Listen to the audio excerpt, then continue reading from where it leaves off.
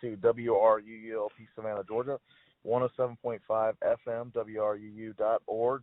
We are Savannah Soundings Community Radio with Global Soul, and this is the Adam Messer Show, and I'm your host, Adam Messer, and I'm here today with my very special guest, Ellen Datlow. Hello, Ellen. How are you today? I'm very good, thank you. I am so excited about having you with us on the show today. For the folks listening in at home, this is pre-recorded, so we're not live. And if you're listening on the podcast, of course, it's obviously recorded. But I'm really excited because you have been doing a lot of work in your career as like an editor. You also have like a podcast and things like that. So I'm pretty excited for us to be able to talk today on the show. Do you mind giving the audience like a little introduction about yourself? No, I don't mind at all. I'm a short story editor. I don't edit novels, although I have edited novels occasionally. But I started in publishing at OMNI Magazine publishing. I was at OMNI Magazine for about 17 years until they closed down. And then I worked at some online webzines. And I now consult for Tour.com. I buy short stories and novellas for them. And I've been editing anthologies, acquiring stories, and editing for many anthologies, original and reprints. And as Adam might have mentioned, I've been editing the year's best. First, I co-edited the year's best fantasy and horror for 21 years with people who did the fantasy, and then I've been let's see. I think I'm I'm working on number 13 of the best horror of the year now. And as far as the podcast, it's actually usually we're live, Fantastic Fiction at KGB, which KGB is a bar in the East Village in New York City. And we generally before pre-pandemic, we would have live readings there once a month, third Wednesday of every month. And since I think we've been going on 11 months now. We've been doing them instead of in person because the bars are closed. We've been doing them virtually since, I think, last March, and which is great because it gives us an opportunity to bring in people who can't travel to New York or from other sides of the world even. Like last night we had Laura Bukis from South Africa and Usman T. Malik from Pakistan. So, in a way it's fun to do it that way, but generally we hope to get back into the bar, when we can, but probably not before the fall. So, and that's what I do. I mean, I'm mostly a short story editor. I love it. I'm a big fan of Ray Bradbury, and kind of crazy enough, I just started getting into reading Ray Bradbury this last year. Mm-hmm. As a kid, I read Fahrenheit 451, but as an adult, I really didn't read a whole lot of Ray Bradbury, and I love short stories. Oh yeah, well I read mostly his short stories. When I was a kid, I did not read his novels. I only read his short stories, but they were fabulous, and they were science fiction and fantasy and weird and horror. Yeah. I think there's something kind of special about short stories that I love. And one of the things that attracts me to it is that you can get a whole story, but you don't have to invest the same time as like you do in a novel. And when you have a collection of short stories, or like with the horror anthology or whatever, I feel like it's neat. I know some people, that's not their bag and that's not what they like or whatever. But I look at it kind of like when you're, like when you're watching a show, or like there's like the Twilight Zone or something like that, where each episode has its own little story to it, Right. Yeah, but the thing with short stories, I mean, it's not a negative, but it's like you say that, it doesn't take as long to read, but if I read a whole collection of stories or an anthology of short stories, if the stories are really, really good, you don't want to just go right one after another. You need time to digest each story. So there is a lag. I mean, some people just zoom right through a whole book of short stories, and that's another way to do it. But if a story is really powerful and really gets me, I'm not sure I want to immediately start another story. Yeah. I'm the same way. I pick it up and then I'll put it down or whatever, and I mainly read nonfiction. But I don't read any nonfiction. In fact, really? I had lunch with a friend yesterday. I've been going out to eat lunch outside. We have outside dining, and it's getting kind of chilly, but it's still fun. And she Yeah. only reads nonfiction, and she's like, oh, it's like, let me tell you about this book. It's like, ugh, I don't want to know about your nonfiction book. It's like, I only read fiction. I have no interest in nonfiction. I mean, there are nonfiction people I've read. I mean, I used to really like Oliver Sacks's books, but mostly I don't read nonfiction. And I was going to say something about. I was going to say something about short story, and I'm trying to remember what. I know. Well, because I edit different things at the same time. Like right now I'm working on 2 original anthologies, and I'm working on the best of the year. I can switch back and forth between different types of books, of stories. So I can try. If I get tired of one type of story, like in a particular theme anthology, I can skip to the new stories in a single author collection and get a different tone and different flavor, and that's kind of useful. Just so as an editor, so I don't get bored reading just one type of thing. I think that's interesting too, because what I like with reading and anything in general is when you're able to connect with the writer, or you're able to connect with a story, and so as an editor, and you read a lot, what attracts you to a story? What are some of the things that you feel like are good with the storytelling and kind of keeps you enthralled with it? I think the first thing that gets me is the voice. I find this is terrible to say, but I have to read novels also that cover for my year's best, and most novels just bore me. They're just too drawn out, and they're just not very interesting. I'm reading a novel now that I'm very disappointed in. I will not mention, but to me, what will keep me reading is the voice. The character's voice, and if it's an interesting character, whether they're positive or negative, if they're evil or good, it's that voice that draws me in initially. And then the telling of the story, the background, it's a whole bunch of things, but I think initially it's the voice that impresses me.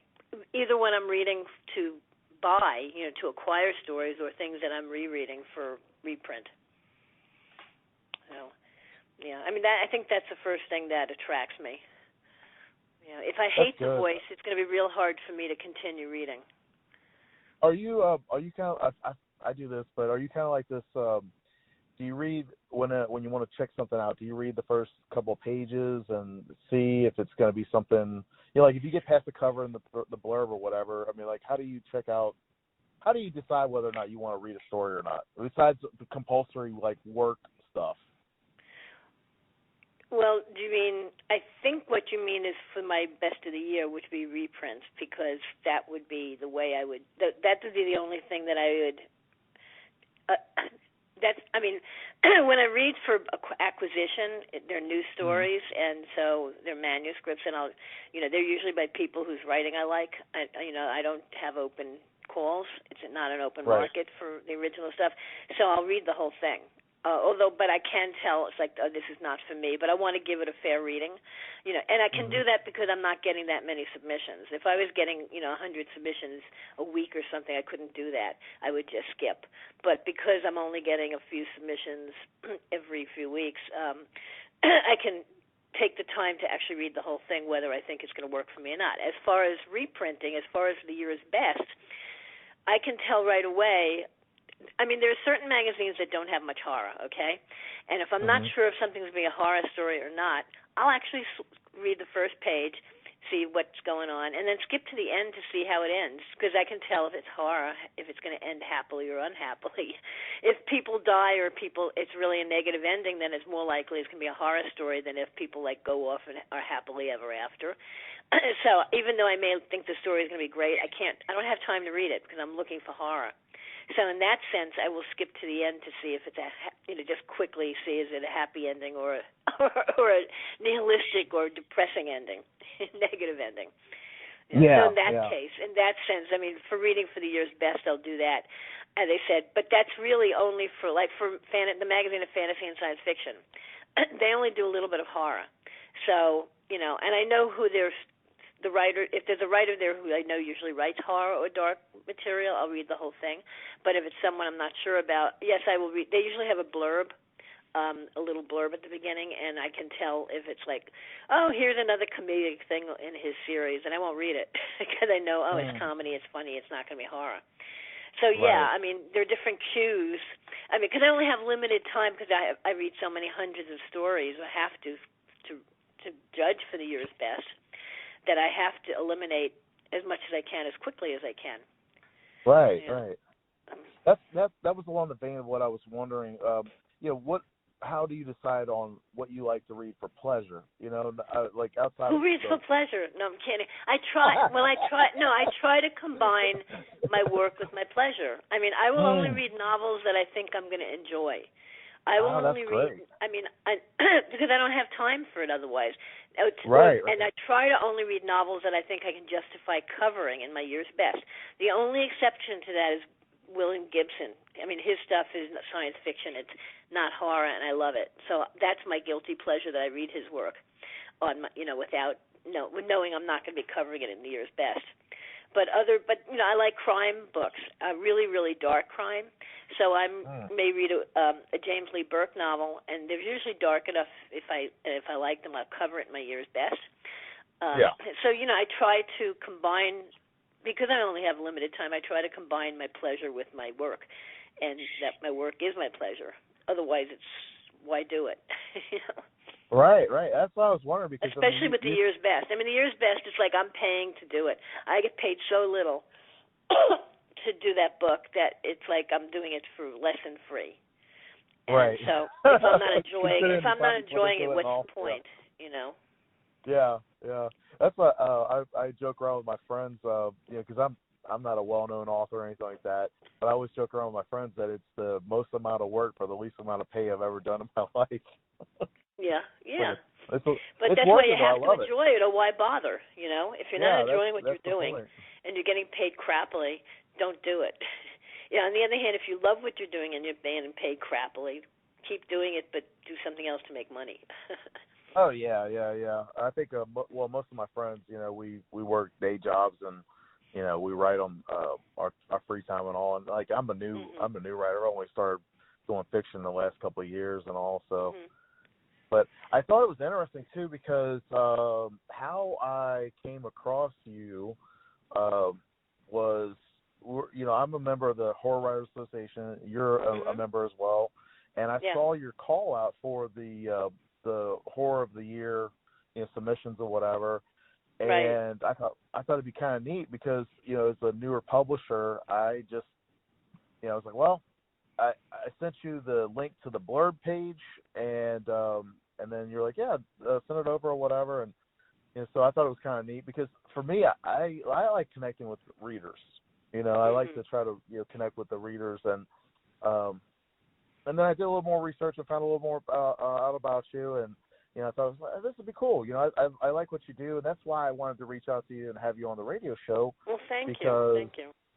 Yeah, because I feel like like editors are kind of like the unsung heroes of the publishing world, and they don't get a whole lot of credit, or they don't get a whole lot of playtime. You know what I mean? Well, we're lucky that in genre fiction, short story editors get more credit than mainstream. Mainstream short story editors don't get any credit at all, hardly any. I mean, I could name one or two on my on my right hand, but in the genre, short story editors do get much more credit, especially if you run a magazine. If you run a magazine, you have the credit of that. Right. And you're a well-known editor. I mean, especially in horror, you're a well-known name, and I think that's.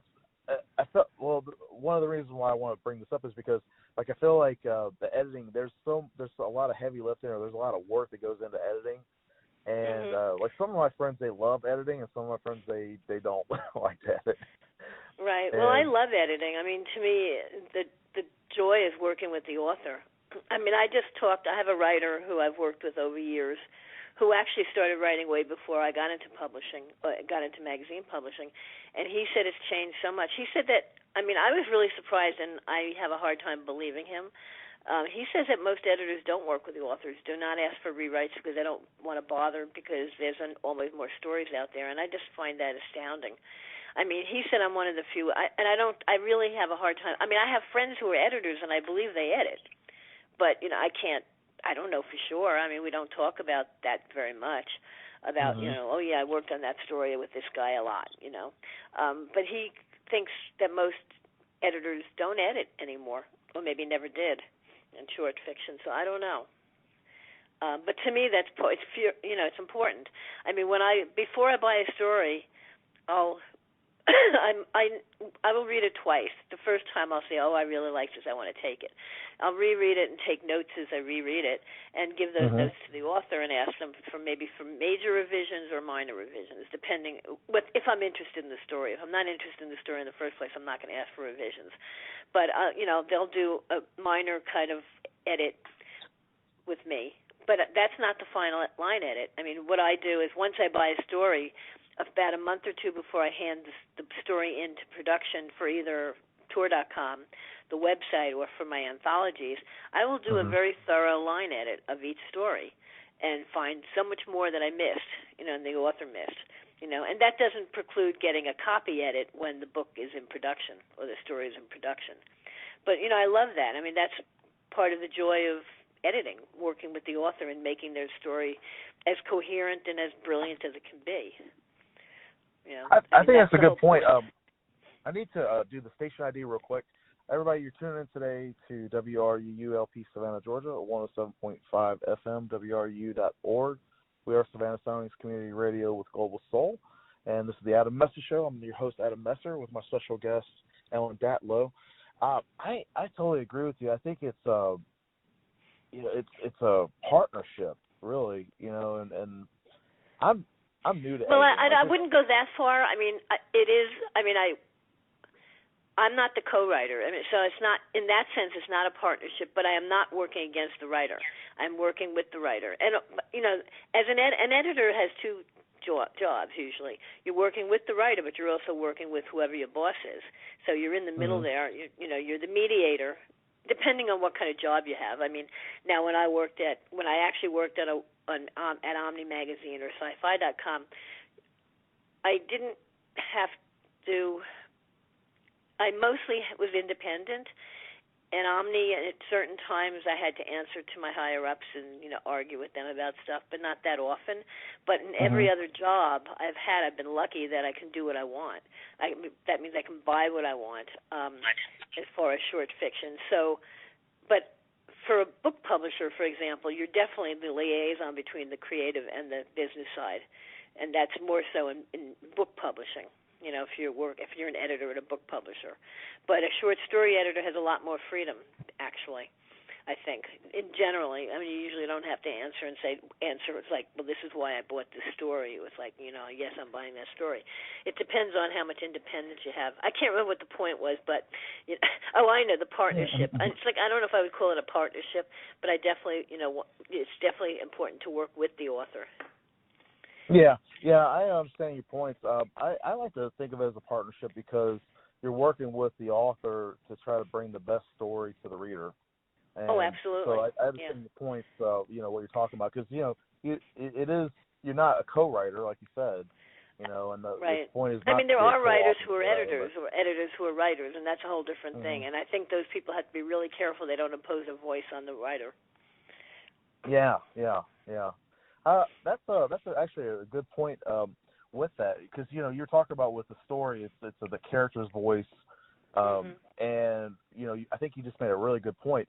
As an editor, you don't want to impose your voice onto the author's voice. So how can you talk a little bit more about that? And what? Well, not being a writer, I don't have that problem because I have no voice.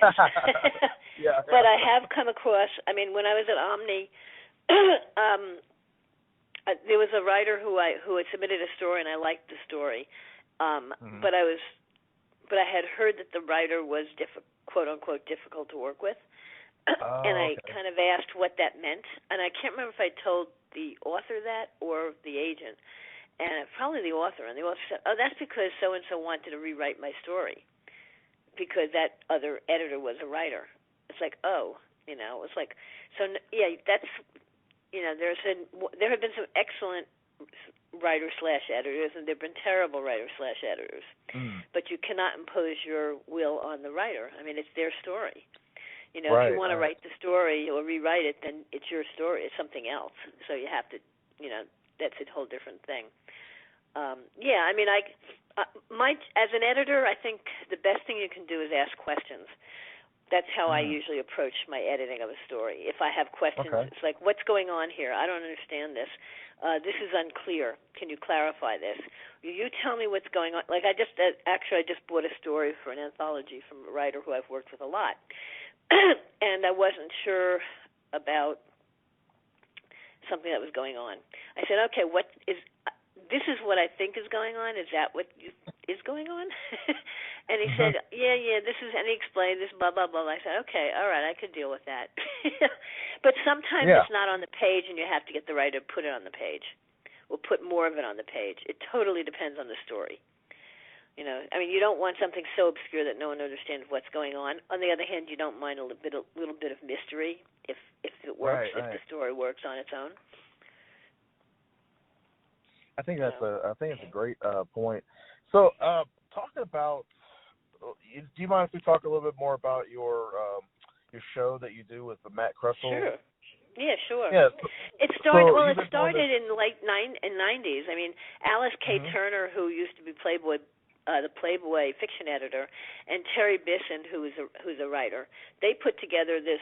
They started doing KGB readings. Now, KGB Bar was an old socialist Ukrainian social club during the Soviet era, and KGB stands for the Crane Bar or something like that. Crane, Kraine.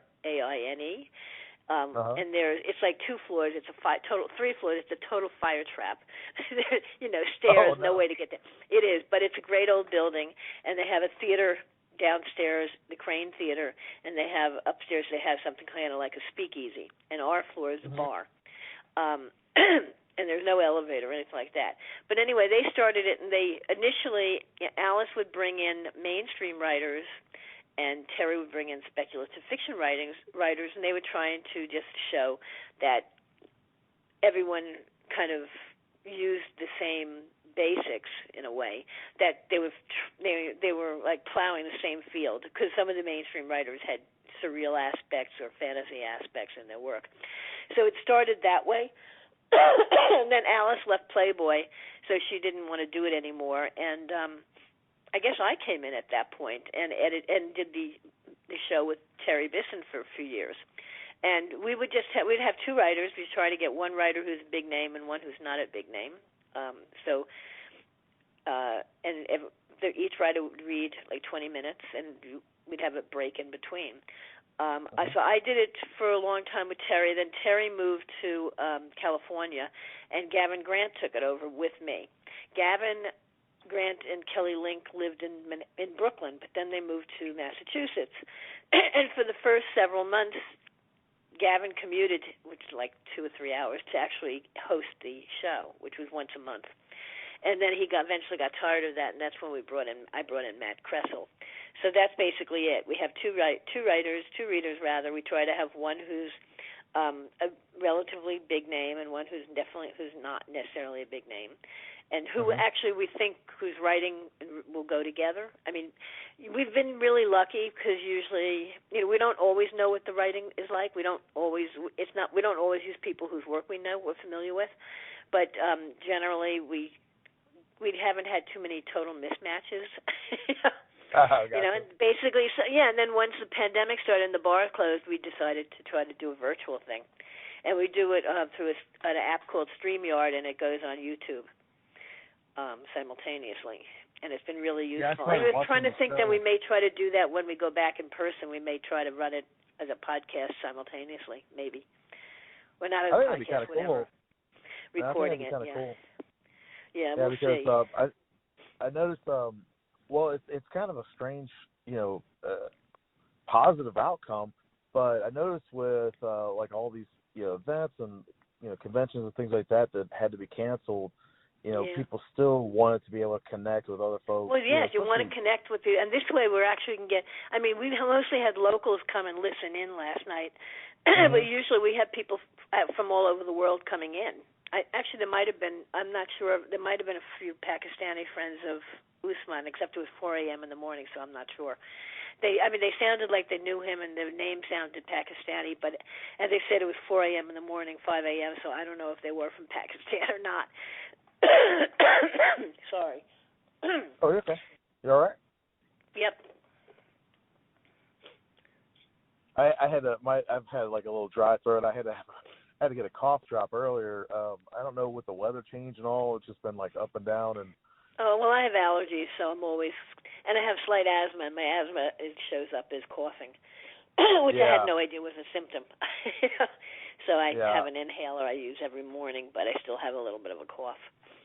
So, yeah. No, but the KG, the readings have been fabulous. The thing is, we have no idea how long the pandemic is going to keep bars. I mean, I think KGB might be open now, but no one's going to go. I mean, we're not going to go 50 people to a packed bar. So I don't know. We're like, initially we had people scheduled, and some of those people were local. But then at a certain point when we hadn't, I said, oh, let's get people who we can't usually get. Let's get people from around the world, who can't get to New York. This would be so much fun.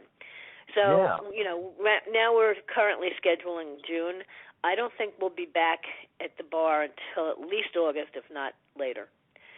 So we're going to keep it virtual at least until, well, right now, as I said, we're scheduling June and July. But we'll see what happens after that.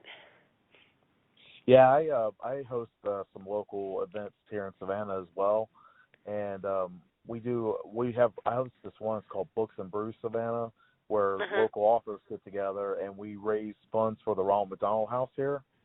And so we had to cancel that, obviously, because we couldn't get together in person. But what I did was I hosted a little GoFundMe. And, I didn't do that before because I've done it for the last couple of years or whatever, and I hadn't done that before. But it was interesting because we had people from all over that were donating, and a couple of the people were like, please, when you go back to doing this in person, please do the GoFundMe too, because I can't be there in person physically, but I would still like to help contribute. And I think that's really cool the way that you are doing your readings and your show, because, honestly, I wouldn't be able to come up to New York, But I can watch your show, and I can watch, how the folks are doing their things now. So. Right. Well, in the past, we've done Kickstarters to support it. We basically pay a stipend to each writer. We pay for their. We get free drinks at the bar, but we tip the bartenders, and we take them out to eat afterwards when we do it in person. So we need like about $150 a month or so, and we raised enough on Kickstarter for about 2 or 3 years. We did 2 fundraisers. We did one the first time, and then a few years later we did another. And also at different times, Cemetery Dance helped sponsor us once or twice, and Nightfire from Tour is supposedly sponsoring us a little bit, so we may get some money from them. And people are apparently donating to us. We didn't even know. So, but we still, we don't want to have to do another Kickstarter, but we might have to eventually, at some point when we run out of money.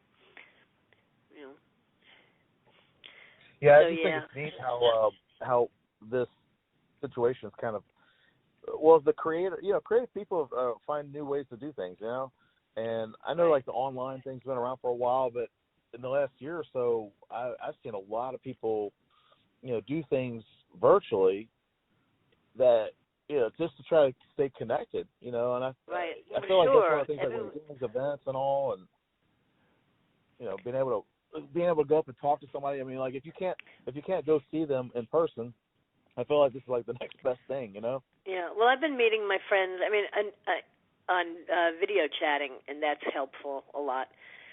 But yeah, normally I travel like almost every month or every other month to a convention or something. I'm visiting my mom in Florida, and now I haven't traveled since I don't know late February or early March a year ago, and it's starting to get to me. I mean, I had all these plans. I want to go to Italy. I want to go back to Japan. I was going to go to Australia. I was going to go to the New Zealand Worldcon. I still have a ticket that I hope I can use to Australia late this year, maybe. And England, I was going to go to StokerCon. I try to get to England every other year. So I'm starting to really, really miss traveling. Initially I wasn't. It was kind of, and I just moved, so that's a whole new thing too. I moved about a month and a half ago. So across town. So I'm learning a new neighborhood, but I haven't had time to explore it really that much. Oh, okay. Yeah, that's cool. And I'm still unpacking. Yeah, yeah. That's one of those things when you move, you always have a lot of unpacking to do. A lot of Yeah, packing a and then little unpacking. every day. Yeah, yeah. But it's kind of fun finding things. It's like, oh, I forgot about that. Cool. Yeah. So let me ask you, when you're, like over the years you've been, doing this, and what's kept you going with it? I mean, what's kept you, because I know earlier you were talking about like the stories, and you have to do it, you love it and whatever. But what's kept you from getting burnt out and saying, hey, I'm going to do something different? Well, I think it's because I work on so many different projects at one time. First of all, I love reading. I've always loved reading since I was a kid. But I really do think it's working on different things. I acquire for Tor.com, and I can acquire science fiction, fantasy, or horror. I've been doing horror a lot for most of the last 20 years or so. And I decided I want to do more science fiction stories, so I've been trying to acquire more short science fiction for Tor.com. And that's kind of a break from the horror, And and then I'm doing reprint anthologies occasionally. I have an anthology called Body Shocks coming out from Tachyon, I think, this fall. That's going to be all reprints of body horror. And that's not in my wheelhouse, so that was really fun to find stories that I liked that weren't so disgusting I couldn't read them. Oh, yeah. I mean, some body horror is just really horrible, I think. Yeah. But, I think I have a really good anthology that I put together of some, stories that people aren't going to expect. So basically I just, keep my hands busy in different types of fiction, science fiction and fantasy and horror. I like contemporary fantasy more than historical fantasy. But I acquire fantasy short stories for Tor.com. I have a horror novella coming out from Nightfire by Cassandra Kaur that's coming out. I actually worked on a single author collection for Tor, which I haven't done before, and I probably won't do again. One of my authors, Veronica Shanis, she wrote a fabulous novella that won an award, Burning Girls. That was published on Tor.com when they were doing novellas online. Now they don't do them as books, but a few years ago they were doing them just online. Anyway, her novella Burning Girls was terrific, and she had written another one. It was kind of based kind of on fairy tales a little bit, and one was Among the Thorns, was a novelette. And then an editor, a young in-house editor from Tor, said, "Hey, would you want to edit a collection of Veronica's?" I said, "Yeah, I guess so, sure." So Veronica had to write two new stories, and she put that together, and that's coming out in March. And the cover is gorgeous. It's the cover from that we used for Burning Girls by the Balbasso sisters, who are really talented artists. Excuse me, and that's coming out in March. So that's unusual, and basically the editing for that, I mean, the stories were all edited except for the two new ones, which I edited. And I've got, I've got Cassandra Kaur's novella coming out. I have a novella by Vincent Haig, which is a science kind of it's a pandemic novella, but not about this kind of pandemic, and he wrote it before this pandemic. It's almost like a zombie book, kind of, and it's terrific. That I don't know when that's coming out, I forget. So I've got a bunch of different kinds of novellas coming out that are. I just worked on I have science fiction, a space opera by Paul Cornell that I think that we had commissioned and that just came in that I think we're going to be publishing. So I try to do different kinds of stories and novellas, not just horror. I'm trying to do science fiction and some fantasy. So basically, I don't let myself get bored or burned out. I do get burned out every year in the year's best. Reading best horror, and I'm so behind this year. I mean, reading that, by the end of the time I'm finishing a book, I'm so sick of it. I want to draw. I said, I don't want to do it anymore. Oh, gosh.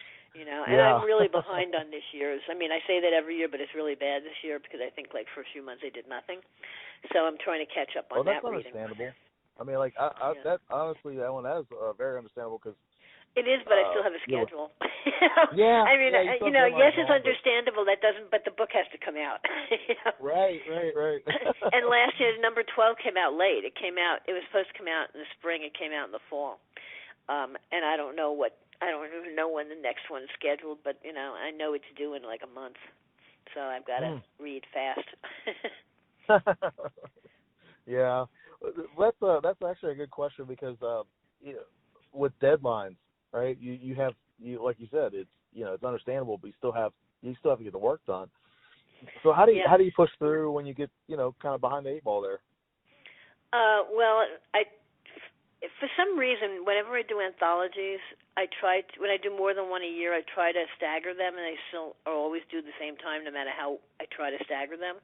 But actually, I'm lucky because I'm finishing up an all-original anthology for Titan, which is called When Things Get Dark, Stories Inspired by Shirley Jackson. That's almost done. And that's and that was actually a lot of fun. I've been enjoying that, and that's due in about a month or so. And I'm waiting for the last few stories. And then another original anthology that I can't talk about, that was moved back. So it's not due at the same time. It's due months down the road, so that's good. So I can concentrate on that completely. But and for what I have to edit the storiesfortour.com that I buy. And I get a schedule. I'm saying, well, this is when it's due into production. So I try to, focus. I write in my calendar, and I have to edit it by that particular date. And I warn the authors we're going to be working on that story, such and such, around then. So, I mean, you have to schedule things and pay attention to your schedule. I try to finish everything early, or try to get to things early. I think it's a good rule of thumb for a lot of things. I mean, not just writing and editing or whatever, but I mean, just any kind of job that you're doing. You have to be organized. If you're not organized, you're sunk. And also, I have to pay out royalties. I mean, periodically. I mean, I get royalty statements depending on which company. Some I get like almost monthly, and most I get quarterly or twice a year. And I have to figure out the spreadsheets and figure out what I owe the authors and start paying them. And that is a process. I pay them usually through PayPal. And then some I have to get checks, which I hate.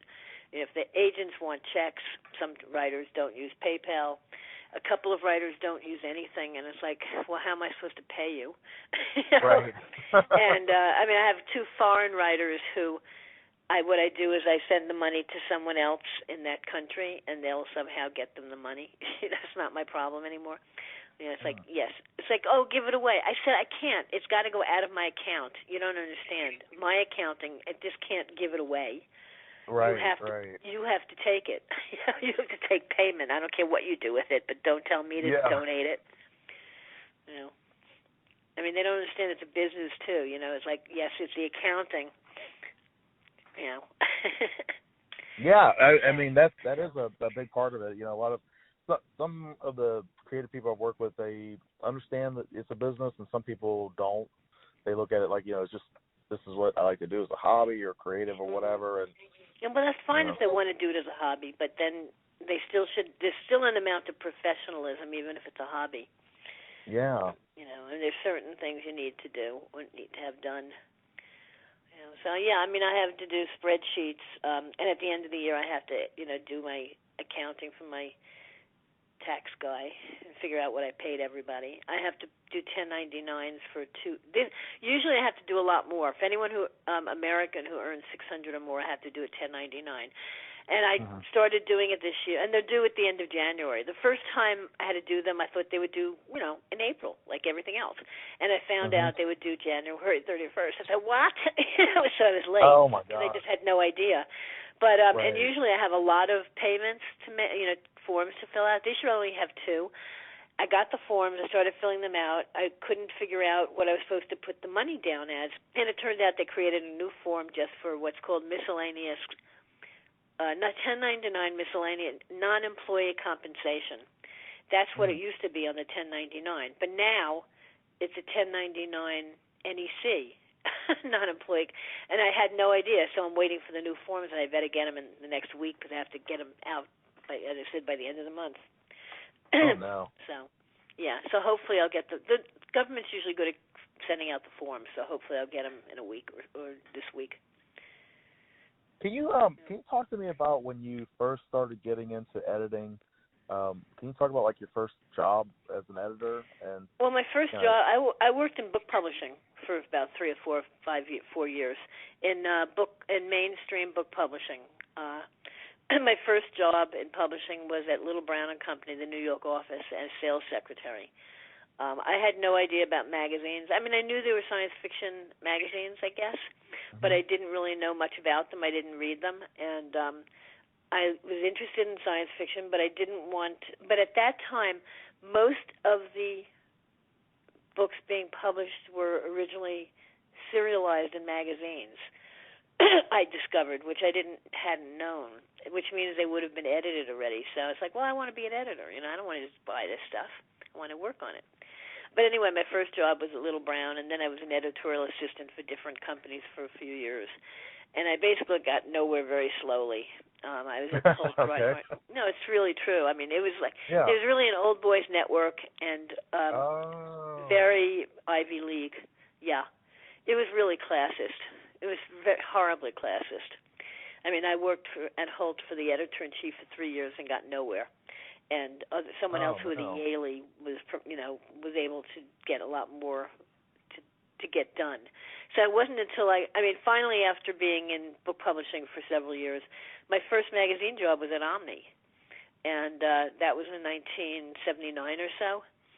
Mm-hmm. OMNI had started in October 78, and I think I started working there in 79, just helping out. I mean, my first job there was associate fiction editor. Ben Bova hired me, and he was just being promoted to editor of the magazine, and Bob Sheckley was coming in as fiction editor, and I was working with Bob. I'm glad I worked in book publishing because it gave me a view of everything in book publishing and how books sell, and all the different departments, publicity, marketing, sub-rights, and editorial. So, and also it taught me how to work in an office, which a lot of people never learn how to do, But anyway, so my first magazine job was OMNI, and I was working with Bob Sheckley, who didn't know much. I don't know if he'd ever worked in an office before. Initially they wanted to hire big-name, high-profile writers as editors at OMNI because it was a sister magazine of Penthouse, so they were trying to be respectable, and they figured they hired Ben Bova, who had been the editor in Analog for many years. They hired him to be the fiction editor, and then they hired Bob Sheckley. And so anyway, Bob and I did a lot more editing than I normally would have because neither Bob nor I knew how the job worked, our job. So basically I did everything. I looked at everything that came in. Usually the associate or assistant fiction editor reads only the slush, but I read everything. And Bob left after about a year and a half, and I was promoted to fiction editor. That's basically how I got into it. But I did work there several years, like between 1974 maybe, and so maybe until 79 in book publishing at different companies, better and worse companies, and with some terrible bosses and some very good bosses. Okay, so Ellen, that makes me want to ask you about, from when you first started in editing and publishing to today, what do you see or what do you feel like is on the horizon with the publishing industry and especially with sci-fi and horror and spec fiction and stuff like that? Well, from my experience being in publishing for all this time, one of the biggest changes was, of course, ebooks. And and webzines and websites and online zines, and how we were told, no one will read anything over 1,500 words. You can't do long stories online. No one will read them. And I just said, screw that. If it's a good story, they're going to read it. Right. And it's just a new. And people are saying, well, how are things going to be changing for publishing? It's just another delivery system. Ebooks. The more delivery systems you have, the better.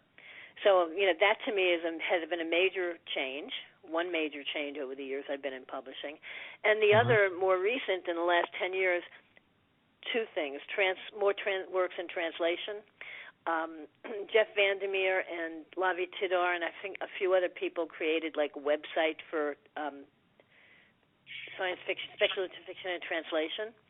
And I think that has changed a lot. I mean, I know Ken Liu translates a lot of Chinese science fiction. There's a lot more science fiction and fantasy coming from other countries that is being translated here. It's changing, and more and more. I mean, I'm seeing more writers.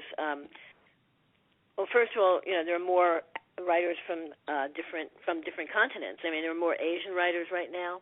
There are more African writers coming in, who are making a splash.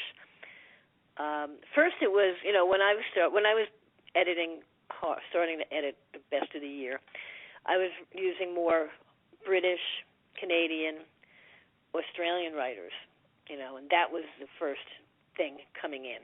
That I was using a lot of Australian writers.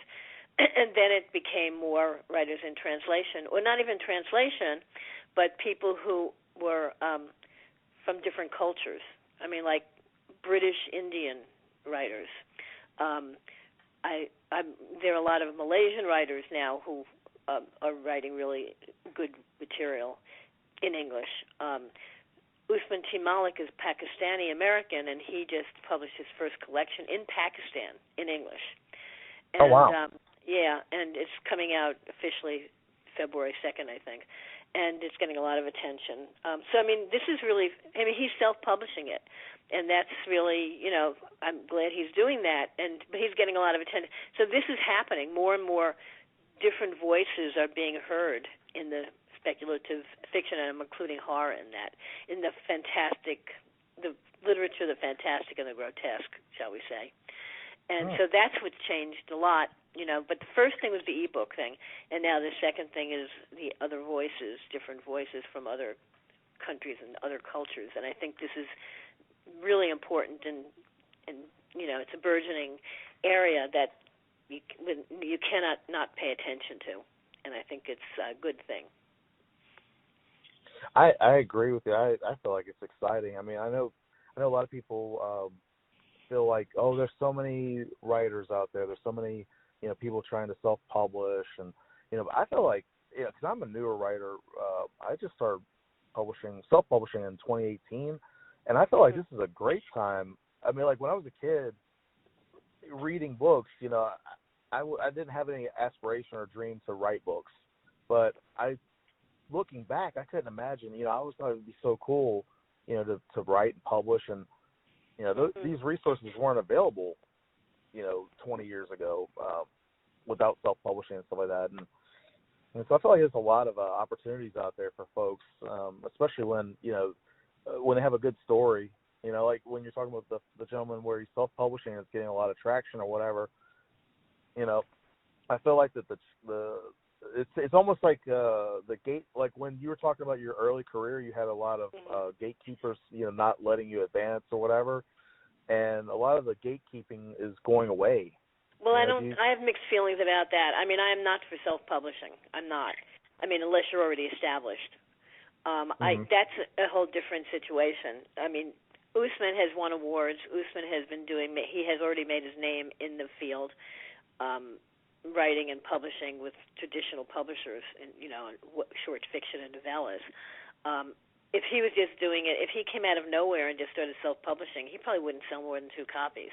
I mean, it's really, yes, there are exceptions, of course.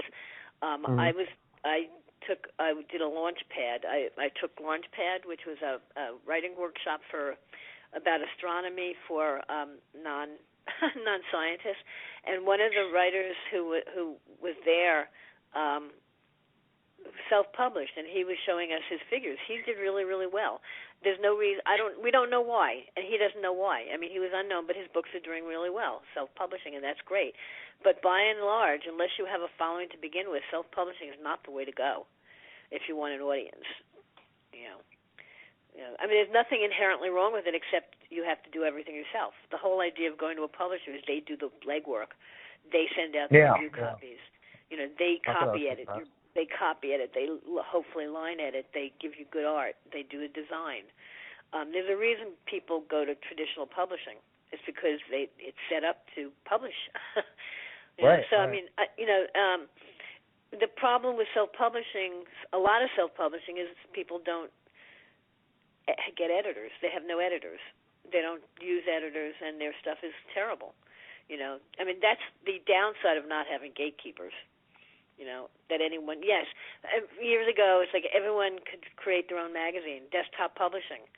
And boy, a lot of really crappy magazines out there, and crappy-looking books because people were self-publishing or desktop publishing and had no clue about design. So they were doing really ugly books. So I mean, there are downsides to that. Unless you know what you're doing, traditional publishing is successful for a reason. And if you I agree with you. If you aren't equipped to create an attractive, readable, quality product on your own, then don't do it. You need help. Yeah, I agree with you. I feel like there's benefits and there's takeaways for both traditional publishers and self-publishers. And I agree with you. Like, I feel like quality is very important. Especially, I mean, I would suggest new writers try to get published. I mean, try to get published first, especially short story writers. If you put your work on your website, that means it's published. That means you can't resell. If you sell it to someone, a publisher, you're selling reprint rights. Be aware of what you're doing. Learn the business. I really think if someone's writing short stories, try to sell them. Don't give them away. Yeah, I think that's a good point. I mean, there are a lot of books out there that talk about how to get published and things like that, and so I agree with you. I mean, I feel like that's a good encouragement for people to do. If they want to get published, try it. Yeah, I mean, if you can't get a particular piece of work published, and you go all over the place, first of all, if you get feedback and they all say the same thing, pay attention. If you don't get feedback, then maybe it's also possible that it's just not a good story, and you should put it aside. Yeah, I mean, not everything everyone writes is publishable. Sometimes it's crap. But I also the other advice I have when I teach is like cannibalize. Don't throw anything away. Even when you have failed stories or failed bits or you don't know what to do with them, save them and use them for something else. Just cannibalize your own work.